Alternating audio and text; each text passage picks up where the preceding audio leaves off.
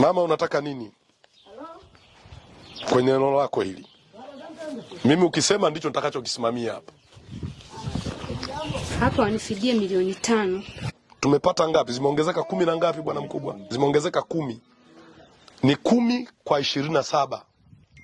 Inakaa nyumba hapa. Bwana Pambe, nyinyi wenyeji huku mkiuza 10 kwa 20 ni ngapi? Ni milioni ngapi hiyo? Ili huyu mama wasiumie.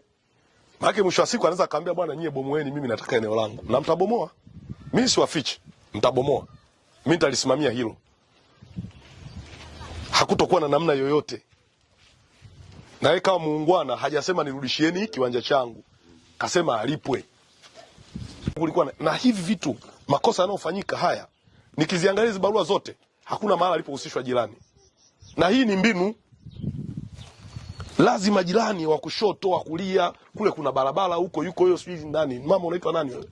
Sarafina. Kiwanja hiki kwa uzoefu 10 kwa 27 kinaweza kaa kinauzwa shilingi ngapi? Ili tusimuumize muhusika anayeenda kulipa hilo fedha, tupate tathmini iliyo sahihi. Kama huyu ndio aliyewauzia nyinyi, si ndio aliyewauzia nyinyi? Huyu huyu eneo lake hili la kwake aliyolinunua kutoka kwa huyu bwana lina ukubwa huu hapa. Lina ukubwa wa 22. Tena angalia sasa iliyo mbaya zaidi ambayo inagoma. Yaani hili lina 22 ambapo hilo likipimwa lina 27. Hili lina 22 kwa 32. Huyu hana tatizo. Eneo lake lina viwango, lina kila kitu hapa. Huyu wa pili ambaye ni kijana wako amenunua eneo ambalo alifahamu. Halina urefu wala halina mapana. Mama, hapa mtu akiamua kukunyanyua leo anakunyanyua. Kwa sababu wewe atakwambia kwako kanisha, wewe kwako si ni hapa tu. Si ni haka ulikojenga. Kwa maelezo haya tu na hivi vitu vitatu vinaonyesha milioni 5 pakubwa kidogo. Milioni 5 pakubwa. At least basi hata kama ukiomba basi wakupatia hata milioni 2. Milioni 5 pakubwa kidogo. Yaani tu kwa tathmini jinsi. Aliano tutaandika wote tuliopo hapa. Yeye huyu mwenyekiti wenu aliyehusika kwenye kuandika haya yote na wewe tunaliweka sawa sasa na kurekebisha. Hayo ni makubaliano mapya ili na huyu mama apate haki yake. Yaani huyu mama apate haki ya eneo lake kwa sababu mpaka sasa huyu mama hana eneo.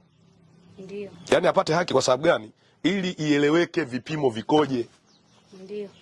Sio kama mnanielewa ndugu zangu. Na hizo nauli na nini? Basi hata iwe milioni 2,100,000 jamani. Hivyo vitu vingine mtaweka huko juu wenyewe. Tuishie hapo. Tusiende huko kwenye mamilioni 3 mimi najua. Naelewa tunafahamiana sisi ni maskini. Sisi ni maskini. Sasa niombe mheshimiwa mwenyekiti, bwana mkubwa, hizo fedha za watu lini?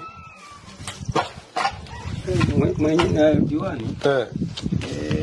Kwa sababu ninaomba hizo nizilipe mwezi wa 6. Mwezi wa 6. Sasa mheshimiwa mwenyekiti, niwaombe na wewe bwana saini.